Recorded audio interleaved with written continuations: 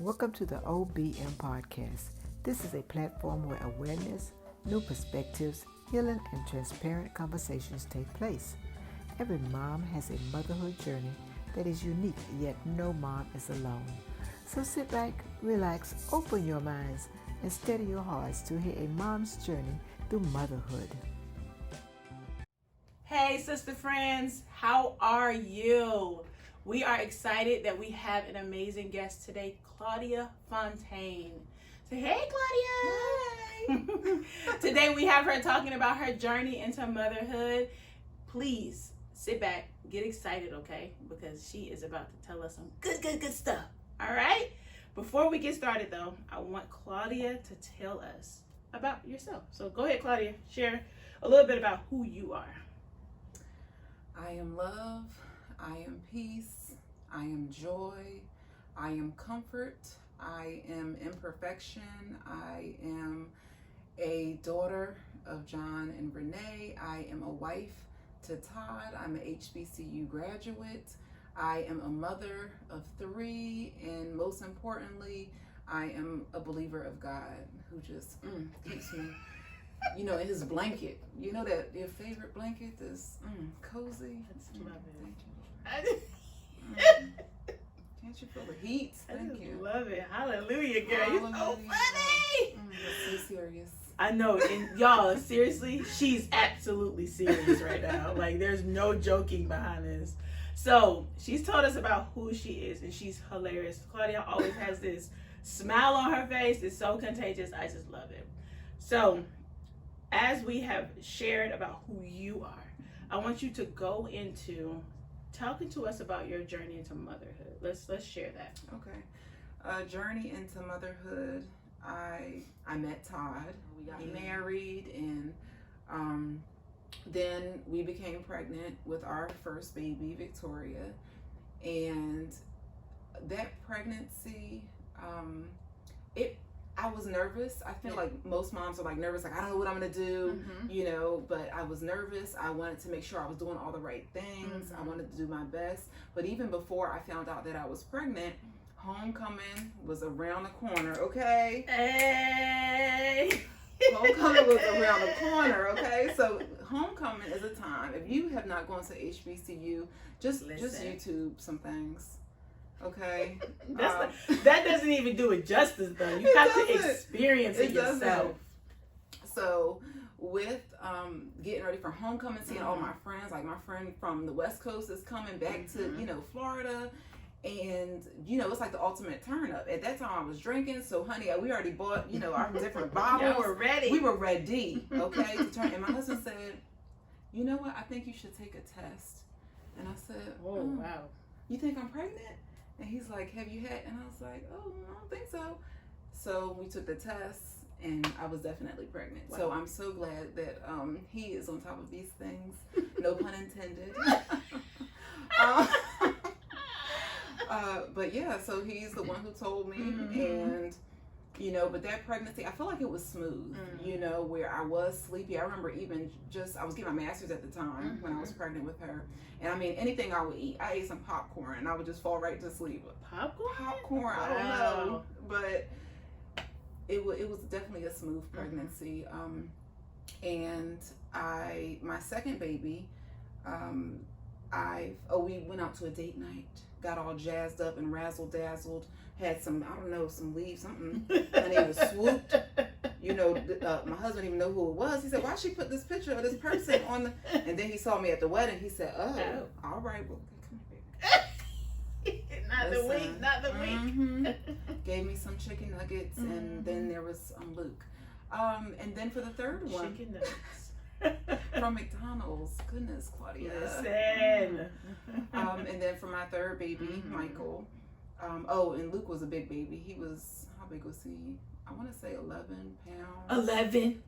Did you push maybe Luke 10, out? Maybe 10 pounds. I did push. And I said, why isn't this one coming out? The second one's supposed to just slide right out. Like, what's going on? And they're just like, just keep pushing. I said, but why? Like, just grab something and pull it. Why is he not? I was overturned with him. Oh my gosh. 42 weeks I went. Wow. And just no baby. Like, no baby and no baby. And then he decided to come, like, on the very last day. I was eating, I tried all the things. Oh, you should, be sexually active. You should go on a walk. You should eat spicy food. Honey, my tongue was just burning. But no, where was the baby? Okay. So I just, but he came when he wanted to. I think sometimes we have to release that control that the baby's going to come when they're ready. Yeah, definitely sometimes, for sure. So was Victoria the same? She came right on time. She was 40 weeks. I think I was doing that Friday. She came on a Wednesday. Was she a big baby? She was 8 pounds. Okay. But not 10. Not 10. I said, why is it not coming out? Get it Why out of me. Please. Haven't I done enough? And then with my third baby, I was on FaceTime with my friend, and I was running around the kitchen, with my 2 babies. So I had to the phone was down on the kitchen table. And I'm talking to her and making whatever food I'm making.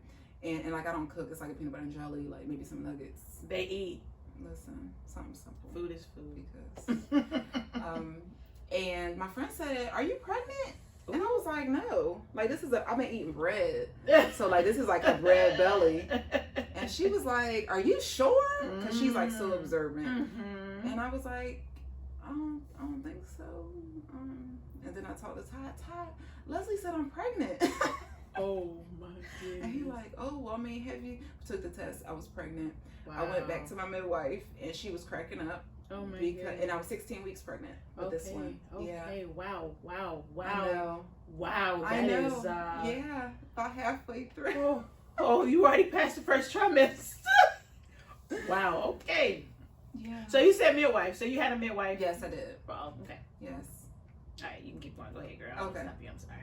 So with Michael, that was the birth that was most difficult to connect with, because with the 2, it was like, okay, I can handle this. This is, good. But with 3, like, oh my gosh, like, this is too much. Like, I don't know if I can do this. Yeah, like, for sure. just in my mind, being worried about it, thinking like, are we going to have the resources, to provide for the baby? Like with Victoria, and Luke, I would pray for them. I would read to them, while they were in utero. Yeah. But with Michael, it was like, I hope you got some of that lunch, because that's all I got for you today, player. So oh my God. With him, he was 40 weeks, and I said, I'm not having another 10-pound baby, because Ben and Jerry's, that's my favorite ice cream. Yes, honey. And honey, I was just eating the pints. I understand. With the middle one. So I said, we're not going to do that again. The 10-pound, like, just a whole bunch of ounces. Like, he was close, I think he was like 11, like close to 11. So 10 pounds and a bunch of ounces. So with Michael, I drank the midwife's potion. Yes. With the castor oil, the almond butter. They have like a pregnancy tea, or just some type of ingredient with tea. What else? The raspberry tea. Yes. Raspberry leaf tea. When I tell you, I drunk that about 12 o'clock. Honey, it had to be about 5 o'clock. Honey, we had a baby by midnight. Okay? Whoa. I don't know what, honey, everything. And it definitely was not peaceful, smooth. Honey, that water broke. I even had, I forget what it's called, but when you see the baby's stool, because it's like they're like because they're like traumatized because everything's going so fast. Oh, wow. You're usually when your water breaks, it's clear. Honey, the baby was like, what is going on? Like, and I said, baby, you got to come out, because we're not doing a 10-pound. So it was definitely rougher, but we definitely got a healthy baby by the end of the day. Yes. So, whew. Wow, you have 3 different stories here, and none of them you knew that you were pregnant. No. Like, no menstrual cycle or nothing, no red flags or nothing? I think with the first one, so I'm already just go with the flow. Oh, look at the leaves and how they dance. Thank you, Lord, for all the colors. Like, that's where my mind is. Where my husband is more serious with the dates and, focused on things like that. Wow. And I think with my second and third ones, I was breastfeeding. So when you're breastfeeding, you don't have your cycle, at least in my case. Yeah. Some people for sure. Right. So I didn't have my cycle, so I didn't really think anything of it. Honey, but if you're being sexually active, if there's a chance that a sperm could be planted, then there may be a baby that grows out of that. Yes. So I feel like that was a part of the reason I didn't know, but then I'm still like, oh, Look at birds. Yes. Oh. Thank you, Lord. Listen, you are, first of all, you're hilarious. If you're not looking at Claudia right now and you're listening to the podcast, please go to YouTube and watch this girl tell her story because it's hilarious. It's hilarious. Okay, I want to go back to the part where you said you had a midwife. Mm-hmm. So you had talked to, and I know you had a midwife for all 3 of your children. And I know her very well. And when you hear my story, you will know why. But we're going to focus on Claudia today. So with all 3 of your babies, you had a midwife. I have so many questions with that. But first, I want you to share why you chose a midwife. Okay. So I mentioned earlier that I graduated from Bethune-Cookman, HBCU. We both did, yes, honey. Let me hear you cry and walk out to the middle. Let me hear you sizzle, walk out to the rear. Let me hear you cheer. I'll do it. Do it. Okay, go ahead. So, I'm a nurse. Mm-hmm. So I didn't mention it. I'm a nursing professor. Love it. Thank God. Yes. It's awesome. We thank you. Thank you for, what you do. Yes. But I took nursing. Okay. And I had a professor for my OB class, which is obstetrics, just the study of, a pregnant woman and babies, when they're just born. Okay. And I had Dr. Marianne Thorhalson, also known as Dr. T. Mm-hmm. Number one, she introduced us to The Secret. The Secret is a show that just talks about how powerful our words are. Okay. So to hear that in nursing school, when you're under so much stress, when you have these high stake tests where you can flunk out by, it was amazing. Mm-hmm. She also started a yoga class, and I'm like, most Black people don't do, at least maybe now they may do it more, but back then it was yoga, you gonna do what? And I remember my sorority sister Tarquisha, and she was asleep, and I'm just like, wake up. And she said, if she needs to rest, let her rest. And I said, okay. Should I take a nap too? But anyway, so Dr. Thorhalson, she brainwashed all of us to think that we could have a natural birth, that breastfeeding was natural. And if you think about society, it's automatically, what hospital are you going to? Even when I was in the hospital, what hospital are you having your babies at? And I was like, I'm not having, at the time I was working as a nurse, I'm not having my babies here, no. Mm. Oh, where you? Oh, a midwifery center down the street. Oh. Why the look though? Because I think that there was a time where midwifery was really, it was just the way that mothers had babies. Mm-hmm. And then something changed politically where everything was being encouraged you to go to the hospital. Yeah. They gave midwives a bad name when it really was like a money thing. Mm. So Dr. T encouraged me to do this. So when I became pregnant with Victoria, I found her number. I said, Dr. T, you've put this crazy idea in my head. Now, who are you going to send me to? I need a reference. Yes. So the person that she gave me, so Dr. T is white, and my midwife was white as well. Mm-hmm. And her name is Karen. Mm-hmm. And she's not a Karen. She's not a Karen. But we're gonna move past that one. she was just beautiful. Mm. She was welcoming. She listened to me. She'll ask you, how are you doing? And when you say, oh, I'm fine, she's gonna say, okay, how are you doing? And she really allows you to open up. And because she knows, she knows what mothers go through. And even with my third baby, I remember how hard it was to tell her that I wasn't connecting with this birth. And she was saying, she just told me, that's normal and that's okay, and give it time, and there's different things that you can do. But she was somebody, and like you mentioned, each time I went back to her, because she was just like a love, a trustworthy. Yes. I knew I could trust her with my life. Yes. As a nurse in a hospital, I know that we can't just spend all day with a patient. Yeah. Even if we know that they need it, we have to give our meds. We have different schedules. We have to call doctors and different things. So I felt like this opportunity would really give me that one-on-one or 8-on-1 attention that I needed. I took a picture after Victoria. In the midwifery center, there's Dr. T. She came to my birth. Oh, yay. Awesome. And then I think Dr. T trained Karen too. So it was just so cool. But Dr. T was there. Karen, of course, my midwife. There was the office staff who was also a nurse. I forget what her name is. I want to call her, I forget what her name is. I don't want to say it wrong, but I want to say Lawanda. I forget what her name is. Do you remember? I don't know. I didn't experience her. Okay. And then there were also students. So again, being an educator, I love students. So, oh yeah, how do you want to see? Look, yeah, you want to feel the baby? I love that. Yeah. So my husband was there, my mom was there. Like it just felt like I was the one that they were focused on. They cared about me. They were listening to me. So that's how I got introduced to Karen. Karen.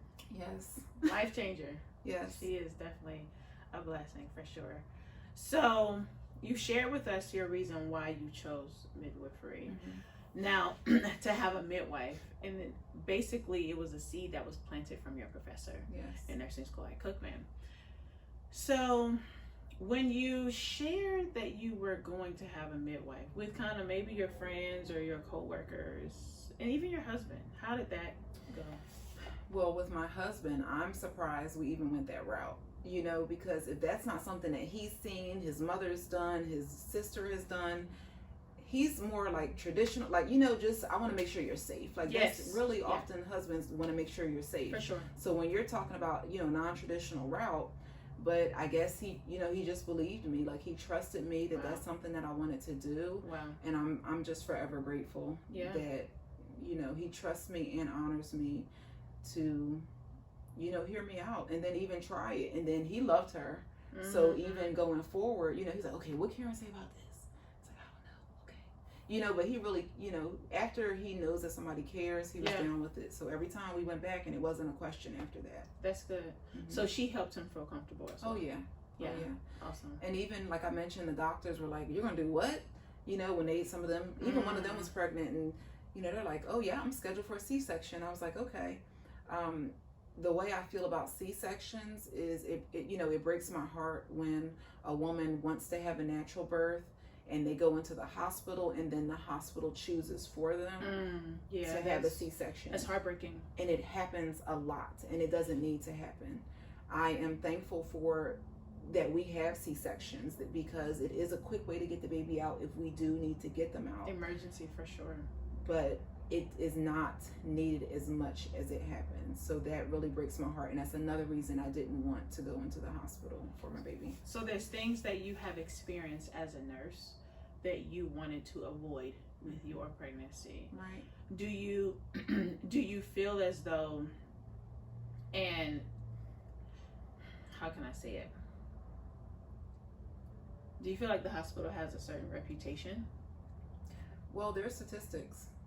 So in preparation of our conversation, I asked one of my peers who is a mother-baby nurse, and she told me that the hospital does a lot of interventions that aren't really necessary. They're trying to cover their behind because in the case that something happens where something happens to the baby, they want to have like a record of, you know, how things were going.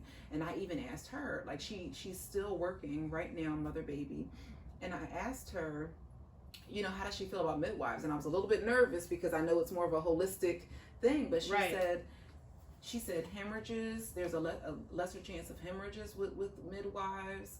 They're less rate of C-section, but she said if something does happen, that is the only problem. She said she used to work down the street from a midwifery center, and sometimes they would get a baby or mother baby after it was too late. So if there's already damage done, if the baby doesn't make it.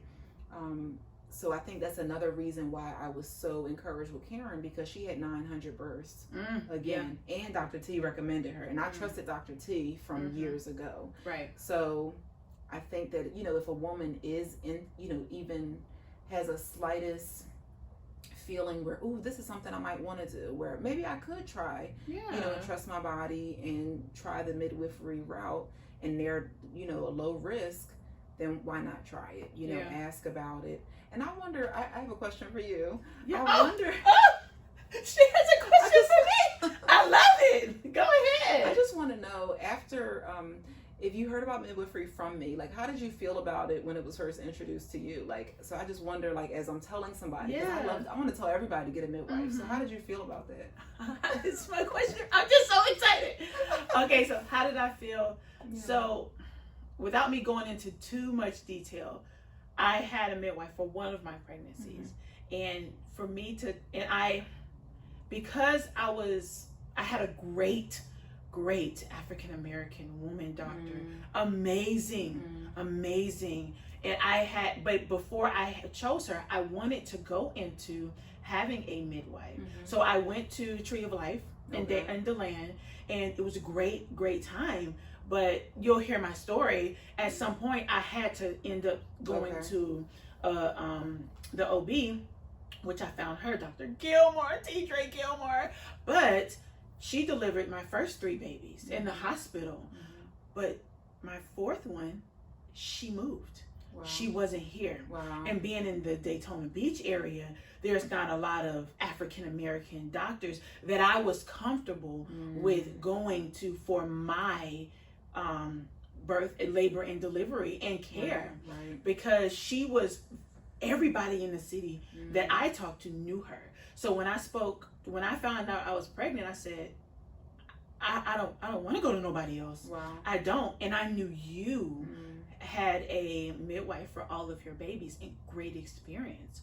So I contacted you, and I also knew somebody else who had Karen as well. But you are the person that I knew. So talking to you about it just made me feel like I was going to matter. Wow. Made me feel like I was safe and that I could do it even after a VBAC. Because with my twins, I had the first one was vaginal and the second one was C-section. And I knew Teacher didn't want that for me. But she had to, because the second one was stuck. So when talking to you about having a midwife, and then talking to Karen Mice, I literally had her phone number, and I was able to talk to her. Wow. She said, "Come on in. Let's just come. Let's get ultrasound. Let's see the baby." And you'll hear my story. I was nervous about this pregnancy, very nervous. But for me to still be nervous about being able to carry this baby full term, and sitting down and talking to Karen and talking to you, I felt so much peace. Wow. Felt so much peace. And no, and my insurance didn't cover it. But even talking to you, that is a problem in itself. And you see you just yeah. Oh, thank you, God. But talking to you about having her, and you saying, y'all gonna have her. We're gonna pray about this. The financial, don't even worry about it. Just that confidence you gave me that I can do this was a blessing. So yes, you gave great information. You knew what you were talking about, and you were experienced, and you gave a great reference. You knew your resources. I trusted that. I really did. So you that means so Claudia much. is a great resource. Listen. But yes, go. Listen, I'm supposed to be asking the questions, but I know, that was great. Because I always wonder, it's like, even you, when you have such a strong passion about something, you want to know, like, do you come off like a crazy person? Is it, is it received well? So I'm glad that it worked and you enjoyed her. Yeah, you didn't pressure me. You didn't say you should do this and you're supposed to do this. You said you can do it. You can. And it wasn't downgrading me because I may have been thinking about going to the hospital, or I had my babies at the other 3 at the hospital. You were just saying, you can do this. You can do it. And I had great experiences in the hospital. Let me say that. Awesome. But I wanted to have a different experience, especially when I felt like this was our last baby. So that's good. And I'm just so proud of you for even after like the VBAC. A lot of people don't know about that. After you've had a C-section, after a certain amount of time, you can push. Yeah. You can. So I think that's awesome that you trusted your body. Yeah. Like, God makes us so amazingly. So that is what really encouraged me to know that I could have a baby naturally. Yeah. Because He made my body how it's supposed to be. It's going to do everything that it needs to do. Even with Victoria, like, imagine this, guys. Even with Victoria, after she was born, they put her on my stomach and she crawled up to my breast. Crawled? As a newborn. Wow. How amazing does God make our body where a newborn can smell where the breast, and I hadn't been producing milk prior to, Wow. but the baby can smell where their nutrients. Mm-hmm. So even if something happens to the mother, you know, like I just go where, you know, people are having children in like the Amazon or something, a baby could still survive, you know, for a certain, it's just, it just blows my mind. God really provides everything that we need right here. Yeah. Like no matter what it is. Yeah. So that's something, you know, because sometimes you get so scared that you say, okay, I got to click on my faith, honey, because, you know, what am I going to do? Press that faith, like, Yeah. I need extra. Right. Yeah, no, I love it, and we also know the other side to it. There are some high risks. There are some situations where some moms have to, like, I hate it when it's stripped from the mom. You know, that pure natural birth that she desires. There are some moms that are too tired and they are willing to say, let's schedule this C-section. Right. Hey man, I don't blame you. No, you know, there are some moms that go in and say, I can do this, and something happens and they have to go into this C-section. Right. It all depends. And some moms like epidurals and some don't. Right. You know, I had an epidural with all of my kids. The last pregnancy was very different, but I had to still get an epidural with him. So it's I love that you don't put that judgment on people, though you love the natural side of it, but you're an optimistic person. You can do this because that's what your professor did to you, and you had a great experience with all of your births and with having Karen as your midwife. So as we talk about having a midwife, do you feel like there are some resources that you feel like you were glad to have had? I was definitely glad to have the connection of Dr. T. But even like you mentioned, if like it's so easy to get on Facebook and just ask a question. Yeah. And even if you don't want to ask the question, you can ask your friend, hey, post this for me. I've done that before. If somebody doesn't want to ask, I'll just say, hey, what should we put on the baby list? You know, and you can ask the question and then you get a bunch of answers. So, hey, has anybody had a midwife? And then you get 10 people that have experienced different, you know, it could be positive, negative. Recently, my sister just had a baby. Oh, congrats. She's a new mommy, yes. And she asked me about a midwife. So the first thing I did is I communicated with Alexis and I asked her, okay, what do you know? Like, you know, and she's in Tampa. Okay, do you know any midwives? You know, we're looking for like a woman of color who can really hear, see, and of course, we found some great references. But social media can help you find that answer. Facebook, if you're not comfortable putting it on Facebook, even just asking your peers or your friends, just about what resources. Because I remember even with my OB doctor or my mother, I forget what you call her. Is it OB doctor? Yeah, I think so. I don't have one anymore. I don't either. So yes. But she asked me, she was like, is she licensed? And I was like, oh, this is my last time I see you, boo. Wow. But that was my first, like, where I'm like, yeah, I'm pregnant and I'm going to go to a midwife. And she was just, like, that was just the worst thing I could ever do. So just making sure you have good resources, hearing different stories, even YouTube. You can go to YouTube podcasts. There's just so much available for us to get this information. Yeah, it definitely is because just having it, I think a lot of, and this is my opinion, I've not met all the moms in the world, obviously. But in my opinion, sometimes we don't do certain things because of the lack of resources. But in certain areas, there are doulas. In certain areas, there are midwives. Right. But social media is a world in itself. It's so many resources on social media. And so I agree with you. Asking those questions, joining those groups. There's so many different groups on social media where you can get accepted and ask those type of questions. And there's got to be one person in your circle that knows something. Somebody knows something. Ask the moms. Right. And of course your OB might not lead you in the direction of having a midwife. They have their own perspectives. And I hope one day we can sit down and talk to an OB doctor about that, because I would love to know why. You know, I would love to know why can't we have a holistic way but be okay with your way as well. So as we sit here together, it's amazing to just hear your story of your positive story of your experience with a midwife. Now, when you found out and like I said, I had when I first got pregnant with my first for my first pregnancy, the midwife for Tree of Life, she was white, and she delivered all of her own babies, so I was really that sounds like Dr. T. Really? Yes, honey. The kids was in the room, and I was just like, that really? I mean, watch, honey. I said, well, you a wild one. She delivered her own babies. Delivered own babies, and we might be talking about the same person, but she was so encouraging and so nice, and I didn't ever feel judged because I was a Black woman, and I appreciated that.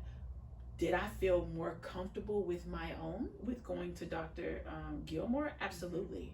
Because she understood me. Right. She had a set of twins herself. She understood, the situation that I might go through as a Black woman going into the hospital. Right. Because we all know, some of us may not know, it's not the same.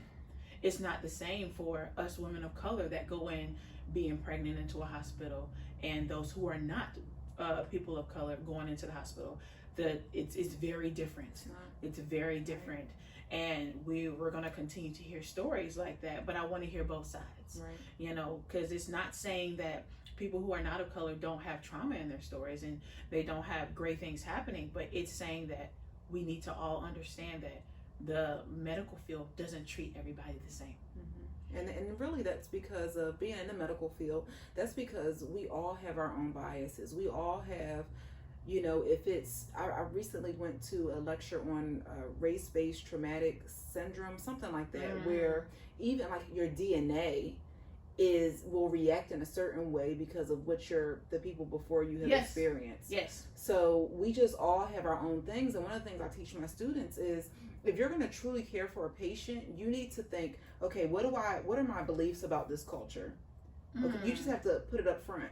And then you need to acknowledge them. You need to ask them, what can I do to make you feel valued, where I can acknowledge your culture? If That's it's, good. Muslim, That's if good. you need to make sure I need to give you your medications around a certain time because That's you need good. to pray at a certain time. That's good. So I think that we all come with our own stuff. And then so people, the same people you'll see at rallies and either side, they're also going to work anywhere, in Walmart, any place. So we all have our own thing. Also, you mentioned about support system in Facebook. Let me tell you, I joined different breastfeeding groups. My favorite one was La Leche League. And what happens is they have trained like lactation consultants. Okay.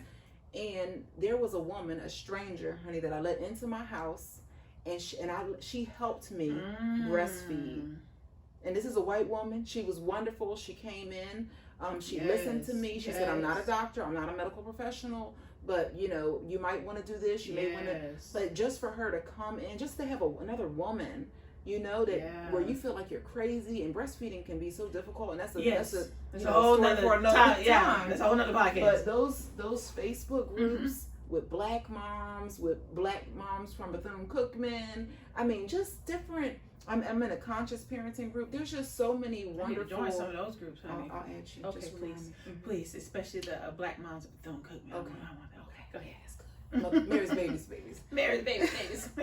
So, but there's really so much support. So even if you don't get that support from home, it's still out there, and you have the access. You just have to put yourself out there. Even if you want to lay low for a little bit, the first couple weeks, and just see what they're talking about, and then you have your question, you can ask it. So there's two questions, and hopefully I can remember the second one. But the first one here is, I have no problem with experiencing white doctors and white nurses. I have no problem with that.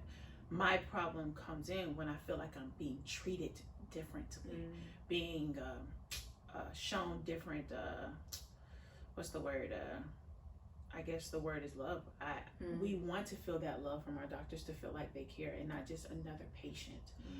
How are you training your students to have that love for everybody?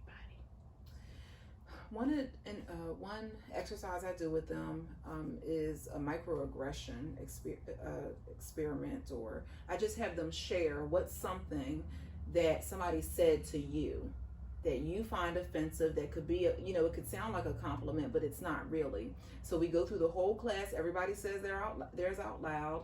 The last time I did it, I said all lives matter. And I'm talking to a group of, majority is white students. So I'm like, I don't know if they're going to burn me at the cross or what, you just don't know. But I was able to explain why. I brought it to a patient. I said, now if you have 4 diabetic patients, because all of our questions are multiple choice. If you have 4 patients that are diabetic, 1 is about to go into a coma, but there's something that you could do to prevent it. You have somebody else who's hungry, so their blood sugar, is normal, but we could just give them some food for that one. You have another person that's sleeping, and you have another person that is asking you to check their sugar. Which one is the priority here? The person is about to go to a coma that you can do something for. So that's what we're talking about when we say Black Lives Matter. We need to focus on our priority patient first. But of course, all of these other patients matter. So that's one thing that I do. I don't know. I feel like when you get into that work of trying to be an ally, I feel like it's something you have to do on your own. When I started to, love and really want to be an ally for the LGBTQIA plus community, one thing I had to do was say, okay, what are my beliefs about this community? Yeah. And then even thinking about God, like God would be close to them, showing them love. Showing them love. Right. Showing them love, like not judging them. Yeah. And loving them. Like love is what God does. So if I can love them, if I can learn what is offensive to them, if they want to be called by a different name, this is just a part of the way. But I have to do research to actually learn what I could be doing that's offensive. So I feel like with people who are majority, if it's a Christian woman who's married, which is going to be majority, you're a Christian, oh wonderful, oh you're married, oh wonderful, you get celebrated. But then with the minority could be the other side where you're not married or you're not Christian. So it's just really just a love thing. So I just ask them different ways. How can I just always try to bring, making sure that we can spend time with our patient. I also tell them when they go into the room to look their patient in the eye, I want them to address everybody by Mr. or Mrs. unless they correct you 3 times. Because some of them about 19 years old going in talking about Bob. Bob is 90. Mr. Bob. So I think those are some of the things, and even asking, is there anything I can do to honor you? Yeah. Just little things. And I think love, right. I do my best. I think really their first teachers, of course, their parents, which Yeah. But I really want to make sure. I remember I had a student, Barbara. I loved Barbara. This was her second career. I believe she was case manager, but she worked with Navajo, Native Americans, like closer to the West Coast. Like she was, but I remember she was a white woman. She was like in her 60s. But I remember her going into a black male's room. I believe he had sickle cell. I don't remember what it was, but usually like a younger black person. And I think he had locks too. And she went in and she spoke to him. She listened to him. And he told her he felt like she cared. Wow. So it doesn't take much, as long, like if your heart is in the right place, we can read you. Yeah, for sure. People can read people, especially if they're used to foolishness. Yeah. So I think that just with her taking the time to listen to him, to look at him, not just, okay, what you need, what's going on? Dismissive. Okay, right. Yeah, that. But honoring. If you say you're hungry, okay, let me talk to the doctor or the nurse and see if I can get this order. Right. So I think it's just really about connecting like human to human, and also Advent Health does this thing where they have a badge and it's a cute little heart and it says, I'm treating you like I would treat somebody they love. Yes, they do. So my husband, my grandmother. So every person you go into the room, you should be doing your very best and treat them like their family. Yeah, Advent Health was definitely the doctor that delivered my last baby, and I remember that. And just to read that, it was very. And I didn't listen. I was in so much pain, so I wasn't busy reading nothing. Right. But I remember that. Wow. And they treated me like, even though they never met me, the doctor never knew me. Wow. I came in as an emergency, but they treated me like, lady, we care about you, and we are going to. Oh my gosh, that just touches my heart because they care. Not yet. I didn't get there yet today. But probably in my own story, I'll probably cry. But the point is, I agree with you. Yeah. Just to show, and I had my doctor, that was the first male doctor, and he was European, and I had a white nurse, and maybe one black person, but my midwife was there, and it wasn't a lot of people my color, but I was still treated like I mattered. And so I thank you. I want to thank you on behalf of all the people that were treated like we're trained to treat people like human to human, no matter the color, no matter the situation, no matter how you are dressed, to treat people the same. So thank you. I really appreciate that, because obviously I encountered a lot of people that had teachers like you. So, but I know unfortunately a lot of people did. A lot of people did not, whether they were Caucasian, whether they were black. I've heard of some black doctors that were terrible too. Of course. It's not that, it's just the white people treating, you know, us different. We've had experiences with our own as well. But I'm thankful that you are choosing to say, you know what, I had a great experience, not just with blacks, but with whites. So I'm going to train my people, my students, how to treat people just like I was treated. Of course. And then I think that hospitals and the rate of moms dying during labor, the rate of issues that they have after labor, the rate of C-sections, all of that might decrease because you're listening to me. I feel as though I matter. So, because when you go into a hospital and you already feel judged based on the color of your skin, you already feel judged based on how you're handling this labor and delivery. Labor and delivery is stressful in itself, but now you're taking on the stress from your exterior atmosphere, environment. No, it's too much. It's too much. Yes, I need a C-section now because I can't push this baby out. So it's a lot to, you're right. It really matters to have nurses and doctors that don't treat me as, oh, this is number 35. Okay, I'm done. Check. But you are listening to me. If I say this hurts, oh, it's probably nothing. Don't talk to me like that, first of all. Because I've had somebody do that to me, even just going to a hospital check. Just going to the hospital for something like I have a fever or I'm not feeling well. Don't dismiss me.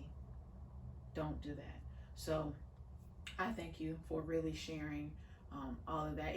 Before we end, if there is anything that you want to say to encourage a mother that might be considering, going through having a doula or a midwife, or might even be traumatized by what just happened to them at the hospital, what could you say? I would say that God has made our body in such an amazing way. If you talk to him, listen to him, if you do believe in God, that he can help you make that choice for yourself.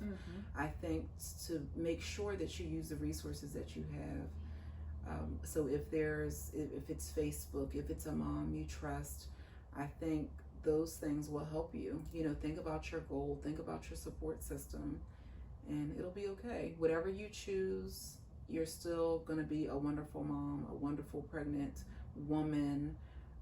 So just be encouraged. We're all trying to do our best. Yeah, for sure. And for those moms that might have had a traumatizing situation and they're thinking like, yeah, I can't do that again. I need to find another way. I think there's always, as long as the health lines up, I think there's always a way for you to have a midwife. But every situation is different. So always consult, like you said, God, and consult your OB and really listen to your body, because we are the only ones that can. And I wish there was a training where we had lessons on how to be self-aware. We're all in the self-care season, but do I know when I need to care for myself more? So just learning how to be more self-aware of our bodies is important, so that you know which route to go. Because some people need to be in a hospital and some people can be at home. Right. Some people can be in a facility with a midwife. So it all depends. So just don't think one is better than the other. Because as long as we have healthy babies and healthy moms, that's what matters. Our healing process might be different, but don't ever judge your situation or condemn yourself because you didn't do this or you didn't do that. And don't let nobody do that to you, because it's not fair. It's not fair.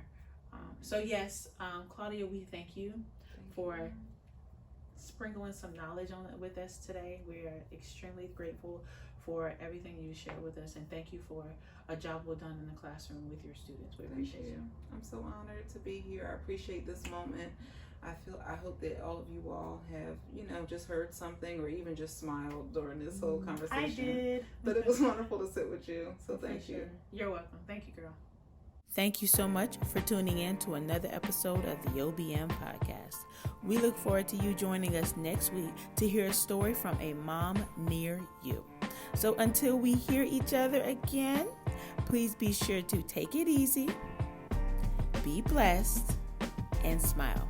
Remember, you can enjoy life.